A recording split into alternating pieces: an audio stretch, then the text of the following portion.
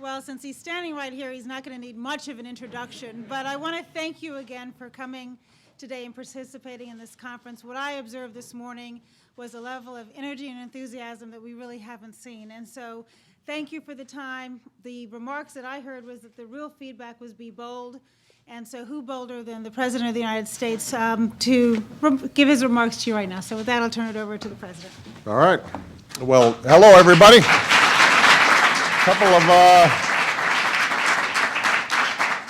Couple of quick acknowledgments. Where's Greg? Where's Greg Nichols? Thank you. There you are, Greg. Thank you so much for your participation today. I understand Governor Rendell is here or was here. He may have stepped out, but when he comes back in, I hope to have a chance to say hello to him.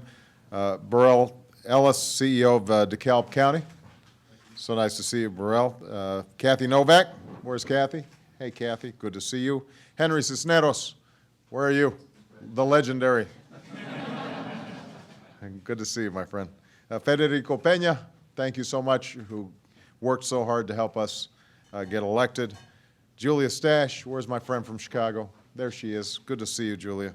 And obviously, you know our outstanding cabinet that is so focused on these issues, Ray LaHood, Sean Donovan, Lisa Jackson. Where's Ms. Mills there? Great to see Karen, and Hilda Solis. I just want you to know, as well as our new director of our Office of, I always forget the full name of this thing. I call it the drug czar, but, I'm fine with it. Okay, Gil. By the way, Nichols vouched for you. So thank you so much, all of you, for participating. I see a lot of friends, old and new.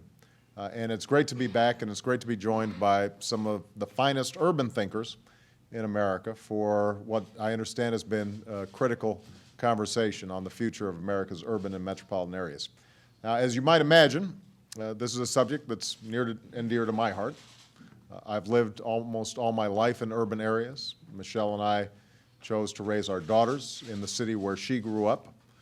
And even though I went to college in LA and New York and law school across the river from Boston, I received my greatest education on Chicago's South Side, working at the local level to bring about change in those communities and opportunities to people's lives. And I see a number of Chicago folks who were fighting with me, alongside me,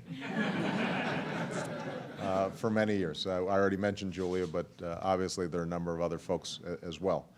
And that experience also gave me an understanding of some of the challenges facing city halls all across the country. And I now know that those challenges are particularly severe today because of this recession. 4 in 5 cities have had to cut services just when folks needed them most. And 48 states face the prospects of budget deficits in the coming fiscal year. And that's one reason why we took swift and aggressive action in the first months of my administration to pull our economy. Oh, goodness. Sorry about that, guys. To pull our economy back from the brink, including the largest and most sweeping economic recovery plan in our nation's history. If we had not taken that step, our cities would be in an even deeper hole, and state budget deficits would be nearly twice as large as they are right now, and tens of thousands of police officers and firefighters and teachers would be out of a job as we speak. And I think that all of you are aware of that. But what's also clear is we're going to need to do more than just help our cities weather the current economic storm. We've got to figure out ways to rebuild them on a newer, firmer, stronger foundation for our future. And that requires new strategies for our cities and metropolitan areas that focus on advancing opportunity through competitive, sustainable, and inclusive growth. And that's why all of you are here today, and I know that there were a lot of ideas that were shared throughout the morning and afternoon. Now, the first thing we need to recognize is that this is not just a time of challenge for America's cities, it's also a time of great change. Even as we've seen many of our central cities continuing to grow in recent years, we've seen their suburbs and exurbs grow roughly twice as fast.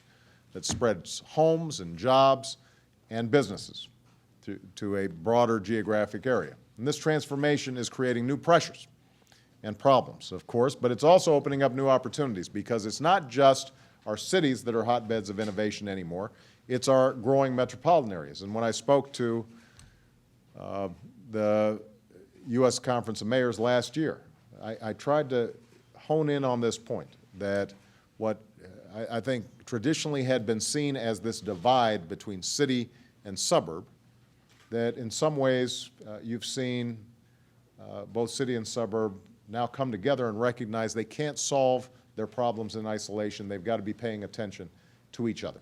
And these metropolitan areas, they're home to 85% of our jobs and 90% of our economic output. Now, that doesn't mean investing in America comes at the expense of rural America. Quite the opposite. Investing in mass transit and high-speed rail, for example, doesn't just make our downtowns more livable, it helps our regional economies grow. Investing in renewable energy doesn't just make our cities cleaner, it boosts rural areas that harness that energy. Our urban and rural communities are not independent, they are interdependent. So what's needed now is a new, imaginative, bold vision tailored to this reality that brings opportunity to every corner of our growing metropolitan areas. A new strategy that's about southern Florida as much as Miami, that's about Mesa and Scottsdale as much as it's about Phoenix, that's about Aurora and Boulder and North Glen as much as about Denver. An early step was to appoint Adolfo Carrion as our first White House Director of Urban Affairs. And his team and he share my belief that our cities need more than just a partner. They need a partner who knows that the old ways of looking at our cities just won't do. And that's why I've directed the Office of Management and Budget, the Domestic Policy Council, the National Economic Council, and the Office of Urban Affairs to conduct the first comprehensive interagency review in 30 years of how the federal government approaches and funds urban and metropolitan areas, so that we can start having a concentrated, focused, strategic approach to federal efforts to revitalize our metropolitan areas. And we're also going to take a hard look at how Washington helps or hinders our cities and metro areas, from infrastructure to transportation, from housing to energy, from sustainable development to education. And we're going to make sure federal policies aren't hostile to good ideas or best practices on the local levels. We're going to put an end to throwing money at what doesn't work, and we're going to start investing in what does work and make sure that we're encouraging that. Now, we began to do just that with my budget proposal, which included 2 investments in innovative and proven strategies. I just want to mention these briefly.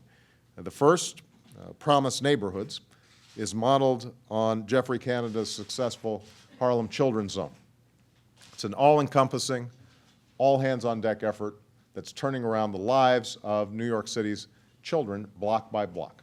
And what we want to do is to make grants available for communities in other cities to jumpstart their own neighborhood-level interventions that change the odds for our kids. The second proposal we call Choice Neighborhoods, focuses on new ideas for housing in our cities by recognizing that different communities need different solutions. So instead of isolated and monolithic public housing projects that too often trap residents in a cycle of poverty and isolate them further, we want to invest in proven strategies that actually transform communities and enhance opportunity for residents and businesses alike. But we also need to fundamentally change the way we look at metropolitan development. For too long, federal policy has actually encouraged sprawl and congestion and pollution rather than quality public transportation and smart, sustainable development. We've been keeping communities isolated when we should have been bringing them together. And that's why we've created a new interagency partnership on sustainable communities, led by Sean Donovan, as well as Ray LaHood and Lisa Jackson. And by working together, their agencies can make sure that when it comes to development, housing, transportation, energy efficiency, these things aren't mutually exclusive. They go hand in hand. And that means making sure that affordable housing exists in close proximity to jobs and transportation. That means encouraging shorter travel times and lower travel costs. It means safer, greener, more livable communities. So, we're off to a good start, but the truth is that Washington can't solve all of these problems that face our cities, and frankly, I know that cities don't expect Washington to solve all these problems. Instead of waiting for Washington, a lot of cities have already gone ahead and become their own laboratories for change and innovation, some leading the world in coming up with new ways to solve the problems of our time. So you take an example like Denver. Their metropolitan area is projected to grow by 1 million residents over the next 15 years or so. But rather than wait for a congestion crisis, they're already at work on plans to build and operate a public transit system up to the challenge and to surround that system with smart new housing, retail, and office development near each stop. Philadelphia is an example of what's been called urban agriculture. It may sound like an oxymoron, but one proposal is trying to make a situation where fresh, local food supplies are within a short walk for most city residents, which will have a direct impact not only on the economy and on the environment, but also make an immeasurable difference in the health of Americans. Or Kansas City. One idea there focuses on transforming a low-income community into a national model of sustainability by weatherizing homes and building a green local transit system. So 3 different cities with 3 unique ideas for the future. And that's why they're 3 of the cities that are members of the members of my cabinet and Office of Urban Affairs will visit this summer as part of an ongoing national conversation to lift up best practices from around the country, to look at innovations for the metropolitan areas of tomorrow. And forward-looking cities shouldn't be succeeding despite Washington. They should be succeeding with a hand from Washington.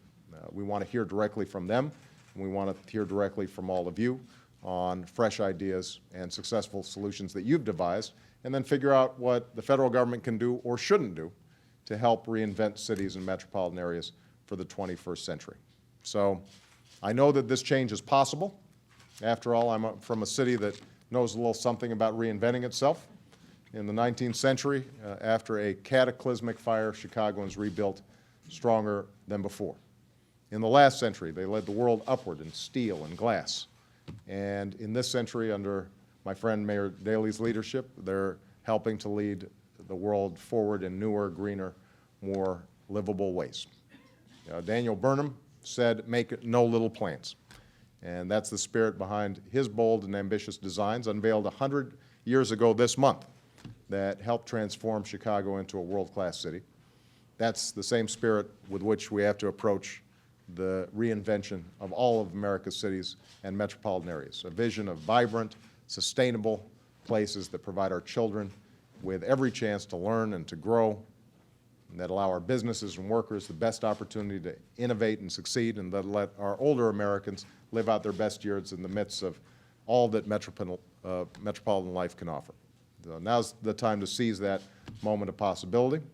And I am absolutely confident that starting today with this conversation, you and I together, we're going to be able to make this happen. So thank you for joining us, and I'm looking forward to all of us getting to work. Thank you.